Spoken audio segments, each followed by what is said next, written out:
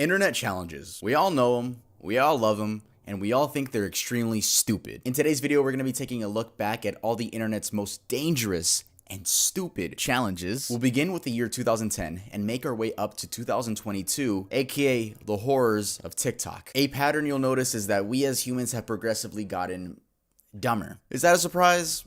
I'll let you answer that. If you can make it throughout this entire video without questioning how stupid we've become, then I congratulate you. Because honestly, this video only gets worse from here. Internet challenges were at some point innocent. I mean, let's go back to 2010's planking era. 2010. Planking. The origins of planking are a bit skewed, as some sources say it began as early as 2008 and others say as late as 2011. Planking was a photo trend where people would lie flat like a piece of wood on everyday objects. Some people did it for fun to take funny pictures, but quote, plankers would attempt to one-up each other and do it in dangerous places. And actually in 2011, an Australian man by the name of Acton Beale, who was only 20 years old at the time, fell to his death from an apartment balcony where he was attempting to plank on a railing. There are no images of this, but this is a real report. Though we don't know exactly who started this trend, it was popularized in March of 2011 when pro rugby player David Wolfman Williams planked after a try during the Sea Eagles vs Newcastle Knights game held on March 27th of that year. Though oddly enough, former MTV host and comedian also uploaded a video that year titled, quote, Tom Green created planking, 1994, where he lies flat face down on the ground on a public sidewalk. Green said in a CNN article, I don't want to take anything away from anybody, but I do have video evidence, though that bit never aired on TV. It is a very obscure piece of video. So Tom Green did plank before it was cool, but he can't take credit because that video never released. I understand many of you weren't alive in 2010 or 2011. But in 2010, I was 8 years old, and I do remember planking being extremely mainstream. I mean, here are some celebrities who planked. Flava Flav, Chris Brown, prepubescent Justin Bieber, Dwight Howard, Joe Budden, Diplo, Big Sean, Nick Cannon, and even this guy with what seems to be pink hair. But he actually switched it up and did a reverse plank. And what's that sign he's holding? Oh shit! That's EarlDoesn'tExist.com, my amazing clothing brand. I'm taking this whole brand thing extremely serious. I'm sorry if you don't want to hear about it, but this is my video. Especially after visiting the ransom warehouse and meeting Cam Holler and Johnny Ransom. And we're actually hiring graphic designers, so if you're a graphic designer, hit us up. These sweatshirts will never be sold again. So originally these were gonna stay, but no, we're switching everything up. That's enough with the self-promo. Let's continue with the video. So planking was an overall fun and goofy challenge, though like everything in life, people took it a bit too far. Let's move on to 2012. 2012, the Cinnamon Challenge. This challenge consisted of the participant filling their mouth with a spoonful of cinnamon and attempting to eat it in under 60 seconds without drinking any liquids. The most popular video of this challenge was made by Glozell Green, and that video has nearly 60 million views. 60 million views. Not only was this challenge stupid, but it was harmful to your lungs. The cinnamon coats and dries the mouth and throat, resulting in coughing, gagging, vomiting, and inhalation of cinnamon, which can turn and lead to throat irritation, breathing difficulties, and risk of pneumonia, or even a collapsed lung. It'd be a challenge not to find videos like this all over the internet. A simple search on YouTube yields over 750,000. Everyone from celebs to politicians taking the cinnamon challenge. All you have to do is swallow 1 tablespoon of ground cinnamon in 60 seconds without fluids. And while it looks like a harmless yet foolish dare, this morning a new report says beware. Deja Reed, who was 16 at the time, attempted the cinnamon challenge 4 times, and on the 4th time, she felt like she was gonna pass out due to not being able to breathe properly. She had to take an emergency trip to the ER, and ever since then, her life hasn't been the same as she requires an inhaler everywhere she goes. And it even resulted in a collapsed lung, and she caught pneumonia. So she started her own campaign called the Say No to the Cinnamon Challenge campaign. I don't think that was the actual name, but that was like the whole thing about it. But I mean, like, good for her. I mean, there's just something stupid about telling people to say no when you could have done it in the first place. Whatever. She probably helped some kids, so I'm not gonna bash her too hard. 2013, Harlem Shake. The good old days. The trend started by none other than Filthy Frank, aka Pink Guy, aka Joji, aka George Miller. The original Harlem Shake video was posted on February 2nd of 2013 and showed 4 young males in morph suits dry humping the air to Bauer's Harlem Shake. When the beat dropped, they began acting ecstatic, and that's it. The video has since then garnered 65 million views, making this Joji's most viewed piece of media ever. Everyone and their mom were doing this challenge. Compilation videos easily broke the 2013 YouTube algorithm, with people just wanting to see how silly other people could get when the beat dropped. One thing to note is that in the original video, they wore the morph suits throughout the entirety of the video, but in the other versions that people would make, they would be wearing like normal clothing and then they would switch to something stupid to make it funny. I always thought that was interesting. I always thought that was interesting. I don't want to get copyright claimed, so I'm going to show you guys my favorite Harlem Shake videos. And of course, I'm going to be using some royalty-free songs, so I won't get copyright claimed. But I hope you guys enjoy these. I don't know where I should go. I don't know where I should go.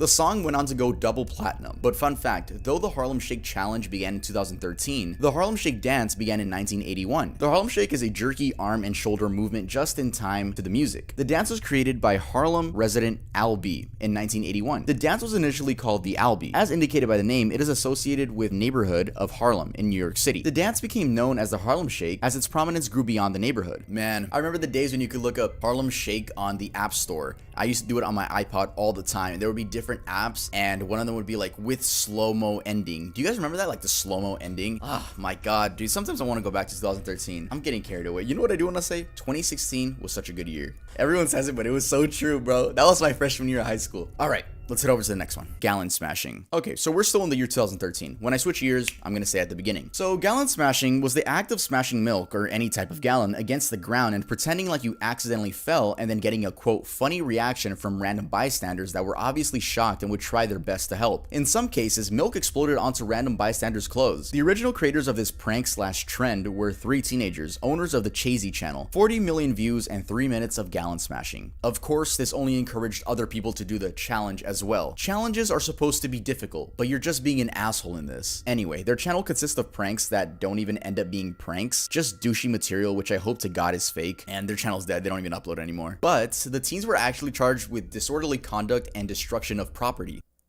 Good. Good.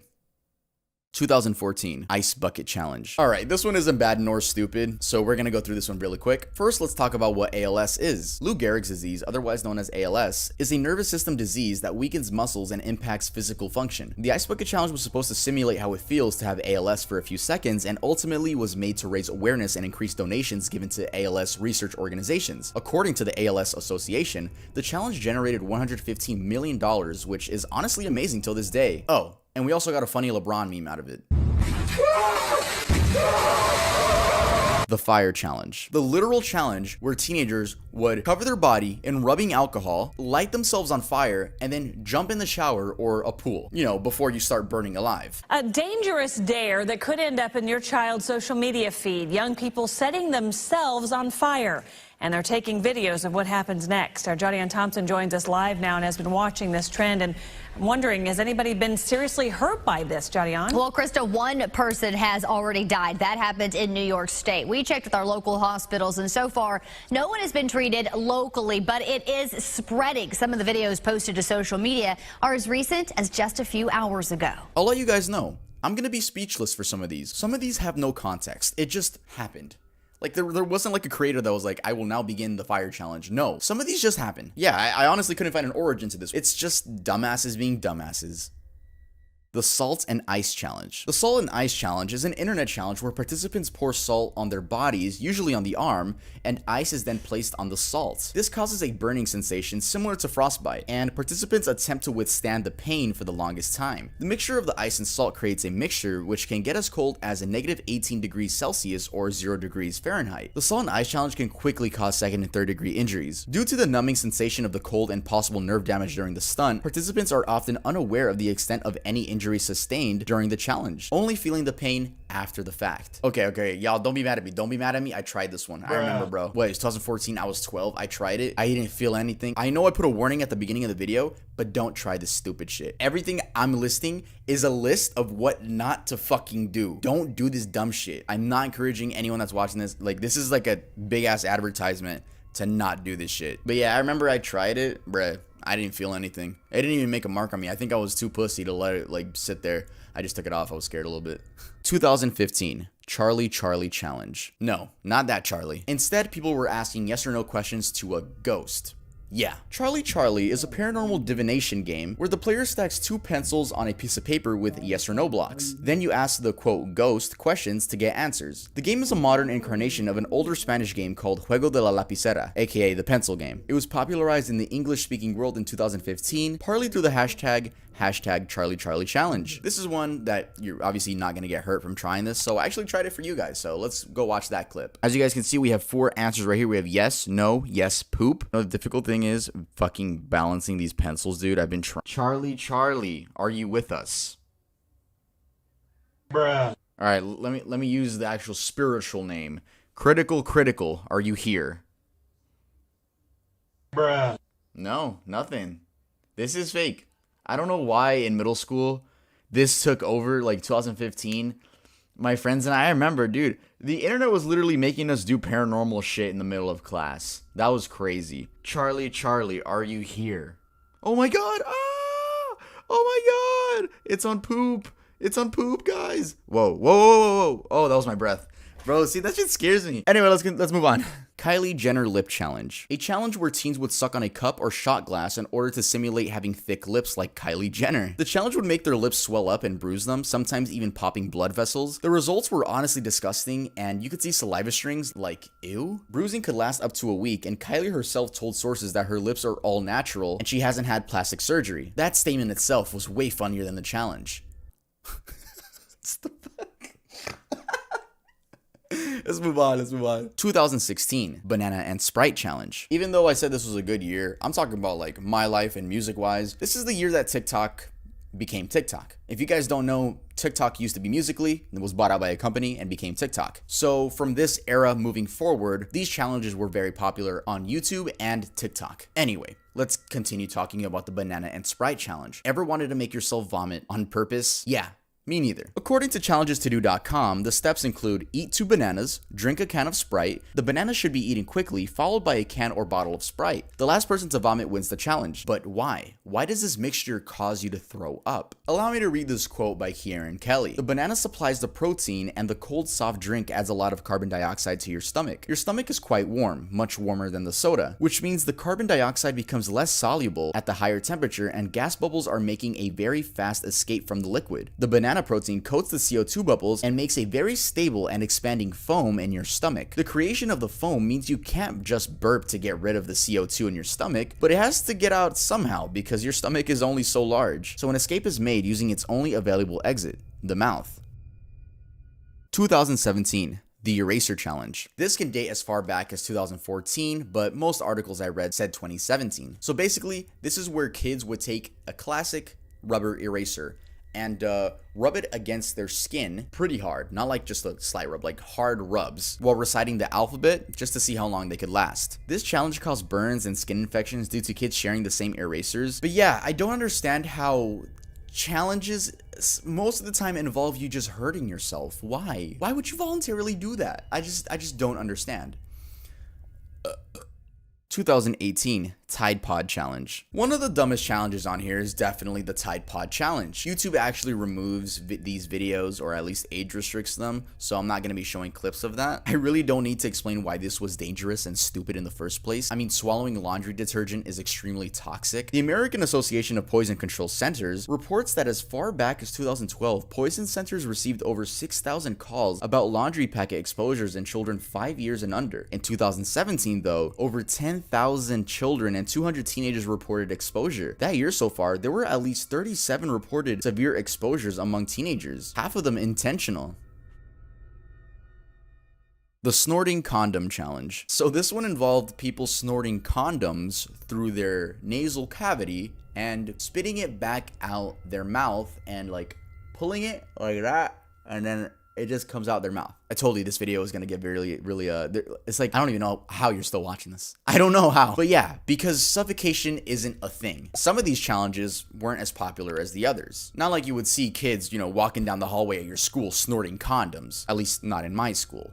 I don't know about yours. And most of these challenges take place in the US. Like, I get it. We're Americans that can be dumb, you know, most of the time. But where are all the UK and Canada, like, dumbass trends? Do y'all not have any? Y'all just watch us Americans from the sidelines? Like, it has to be really, like, entertaining. It has to be really entertaining at some point. You're just like, oh, fuck, these Americans are they're snorting condoms now. 2019, boiling water challenge. Taking a boiling pot of water and throwing it in the air during freezing temperatures and looking at the boiling water turn into steam. That was the challenge. Though sometimes it would land back on people and give them extremely severe burns. The boiling water challenge, and today we've learned it left 8 people with significant burns. Yeah, it sure did. The challenge tasks people with throwing extremely hot water into the air. You've seen it a lot lately outside during freezing temperatures, sub-freezing temperatures, like last week's polar vortex, just to see it turn into a cloud of steam. But doctors at Loyola Medicine's burn center say bad aim and bad throws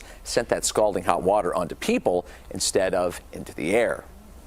Multiple people in the last week, including one that got admitted to the hospital for the burns. The youngest was 3 years old. We were just talking. We said we've seen 8 patients, and we're really surprised at how many people were trying the challenge and unfortunately failing.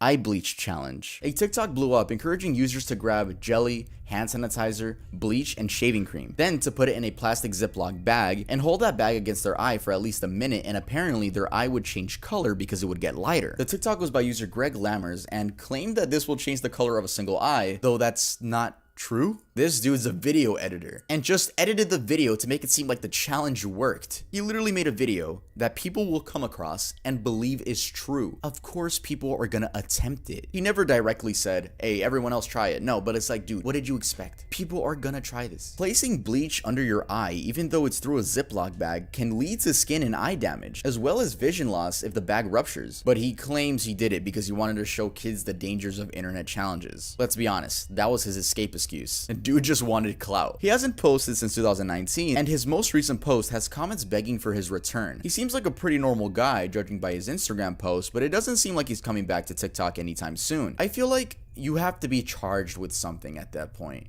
Like, you made a fake video that influences people to attempt something that will potentially injure them. I feel like he just got away scot-free with that. Like, what the fuck was that? Anyway, I'm glad he's not coming back to social media. 2020 coronavirus challenge. People licking toilet seats and other various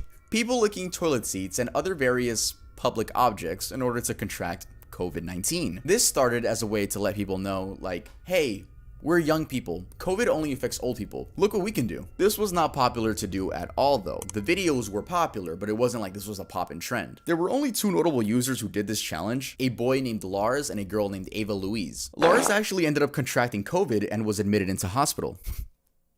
Yeah. And Ava's case is a little bit different. Ava is an influencer who is known for being pretty, but not, I don't know how to say without being rude, but not smart. I hope it's a character that she plays to get clout. Anyway, she uploaded a TikTok of her licking a toilet seat with the caption coronavirus challenge, and it quickly went viral. Well, before TikTok took it down. She told Insider, I don't like my grandparents, and I don't have a relationship with them, so I don't give a shit what happens to them. Very impressionable older people who don't understand meme culture or trolling latched onto this. Yeah, I don't really want to talk shit about Ava Louise because a lot of my mutuals follow her, so I don't know if this is a character. I really hope this is a character, Ava. There's a chance you're watching this, but I really hope that was a character. And let's move on. Skullbreaker challenge, a trend that involved 3 people, one of which being the victim in the prank. 3 people would be lined up. The person in the middle is told to jump, and the other 2 sweep their legs forward, causing them to fall back hard, hence the name Skullbreaker challenge. In New Jersey, actually 2 minors were charged with 3rd-degree aggravated assault due to doing this to their classmate and causing him to convulse and have a seizure on the ground. The kids were around 13 years old each. Yeah, man, like, stupid challenges involving yourself, dumb, but like, okay. But like, when you're literally harming other people, what? We need to realize that just because something is being filmed doesn't mean you're not committing a crime. People love recording themselves committing crimes and uploading it. I don't understand. I never understood that topic. Why would you do that? Filing teeth trend. People on TikTok began filing their unperfect teeth to make them perfect. I'm gonna file my teeth down with a nail file because they are not perfect. I have some ridges and we're balling on a budget. Trigger warning. Guys, it's literally working. Wait, let me give myself some vampire teeth now. Alright guys. This is the final product. It's not perfect, but It is significantly better. This one actually had a good level of popularity attached to it. Though it worked, these people quickly found out that they shaved off a protective layer on their teeth, causing them to have hypersensitive teeth. And this lasted, you guessed, forever. Good luck eating ice cream. The only thing to do after this, if you want to get rid of that, is getting veneers. Yeah, fake teeth. Okay, guys, we're gonna question a lot. Why? Just why? We still have a handful left. Let's move on to 2021. Full face hot wax challenge.